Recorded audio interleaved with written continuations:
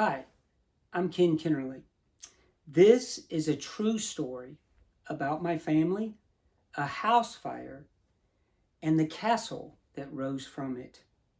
I was just a boy when it started, and I've been trying to understand it ever since. This is Voices in the Round Room. Voices in the Round Room, Episode 2, The Night Nikki Barked. That night, Nikki didn't sleep. I didn't know that at the time. I was under heavy blankets. I was warm. I was safe. And I was asleep. The sleep only a child can have. And then barking. Sharp, urgent. Not Nikki's normal bark. This wasn't Nikki saying, "Hey, someone's walking by. Someone's on Gloucester Road." No, this was different. I remember hearing it through sleep at first. I thought I was dreaming. Then my father's voice entered into my dream. Then coughing, real coughing, the kind that forces your eyes open. I didn't understand what I was seeing at first. There was a haze near the ceiling. Not thick, just wrong. My mom came into the room fast, faster than I'd ever seen her move before. "Get up now." When your mother says something like that, you normally don't argue. I swung my legs out of bed. The air felt strange. It was like scratching at my throat. And then I smelled it. Smoke. There's a moment in crisis when your brain doesn't fully catch up. You're moving, but you don't understand. I remember looking back toward my bed, and Benny was there. If you listen to episode 1, you know about Benny. I reached for him. I really did. I can still see it. My bear, my best friend at the time, Benny, laying there. My hand stretched out, but my mom grabbed my arm. "Now, Kenneth." That was the tone. No room for delay. I left him, and that's the last time I ever saw him. We moved fast through the hallway. I remember the ceiling. It looked funny. It was lower than usual. The air was thicker. My father was shouting something. I couldn't fully understand him or even hear what he was saying. Doors were opening and slamming, and feet were running. Nikki was still barking like crazy. Then suddenly, she wasn't.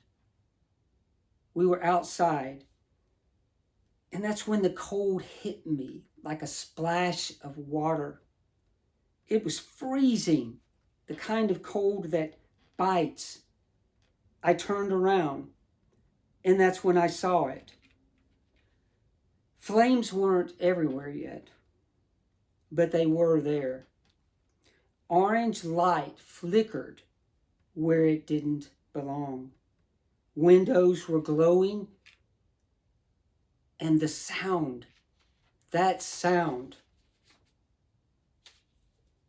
it's almost like I can hear that sound now. Fire doesn't just burn, it roars.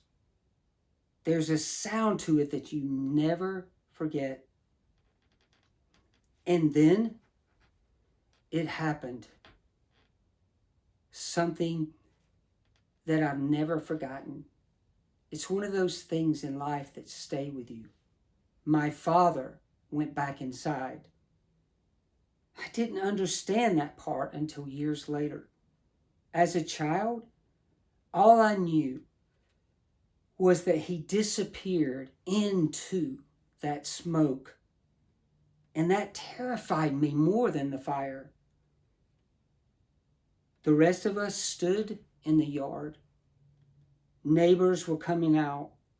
Someone wrapped something around my shoulders. I don't remember who. I just remember staring. The house that I thought would always be there wasn't going to be there in the morning. It's one of those memories, one of those things that happen. The things that we take for granted, thinking, that will always be there. They will always be there. And then they're not. Or it's not. And that's what happened to us. And then I saw Nikki. She wasn't moving. She wasn't barking. Oh, her barking had awakened my father. Her barking had woke all of us. But she wasn't barking now. She wasn't moving. I didn't fully understand that either. I actually thought that she was resting because she needed it. After all of that chaos, after all of that emotion, I didn't fully understand that either. And then someone, I don't remember who, someone said this quietly to me, into my ear. Or maybe I just overheard them as they said these words to my mom, or maybe to the smoke that was filling the air. She saved you. She saved you. Meaning Nikki, our German Shepherd. There are moments in life when something shifts. You don't have language for it yet, but something inside you grows up. And standing in the yard that day, watching everything that we owned, everything that we had, all of our belongings, I mean, everything, collapse before us. It burned up right before our eyes. I think that's when something in me changed. We lost the house that night. We lost my bear, Benny. We lost our dog. But we didn't lose each other. And we were so thankful for that. And we didn't know it yet, but that fire would lead my father to build something none of us expected. Something bigger, something heavier, something that would hold its own stories. We would call it the castle. And that's where this story really begins. If this story means something to you, stay with me. Because what came after the fire wasn't just rebuilding. It was something none of us were prepared for. If you want to keep following this story, subscribe here. And the next episode is when I talk about everything is gone. And that's when my father begins to build the castle.